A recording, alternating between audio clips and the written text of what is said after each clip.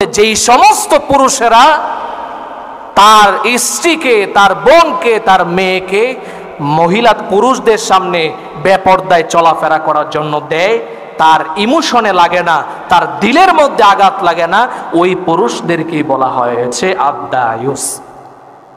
প্রিয় হাবিব সাল্লাল্লাহু আলাইহি ওয়াসাল্লাম ঘোষণা করলেন, জান্নাতের ঘ্রাণ 500 বছর দূরেও জান্নাতের ঘ্রাণ লাগবে, 500 বছর দূরেও জান্নাতের ঘ্রাণ আসবে।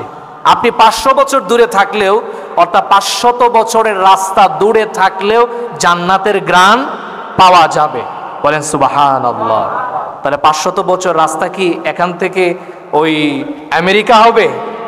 500 বছর রাস্তা বোঝা হয়েছে, একটা মিনিট হচ্ছে বাতাসের গতিতে আলোর নে একটা টর্চ লাইট দিয়ে যদি আপনি উপরে মারেন, তাহলে কি এটা গাছের আগায় পৌঁছতে কি 5 মিনিট সময় লাগবে? 2 মিনিট, মুহূর্তের মধ্যে চলে যাবে। ওই গতির কথা বলা হয়েছে। তাহলে কল্পনাও করা যায় না যে 500 বছর রাস্তা কত দূর হবে। এত দূর থেকে জান্নাতের সুঘ্রাণ পাওয়া যাবে। বলেন সুবহানাল্লাহ।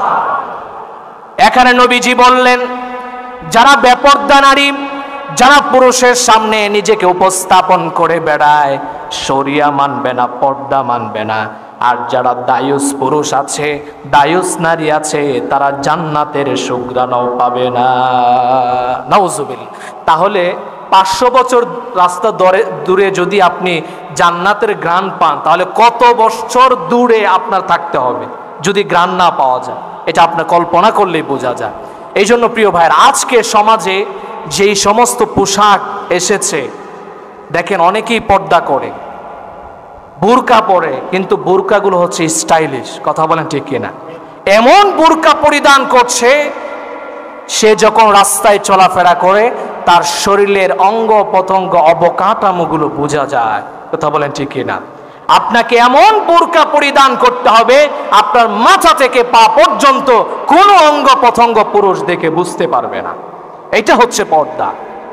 অনেকেই মনে করি যে আমি ওড়না দিয়ে ঢেকে ফেললাম মুখটা, এটাই হচ্ছে পর্দা। না, পর্দার আরবি শব্দ হচ্ছে হিজাব। আপনার শরীরে যদি কাপড় থাকে, ওড়না থাকে, এর উপরে আরেকটা পার্ট আপনার ফেলে দেওয়া, ওইটার নাম হচ্ছে হিজাব।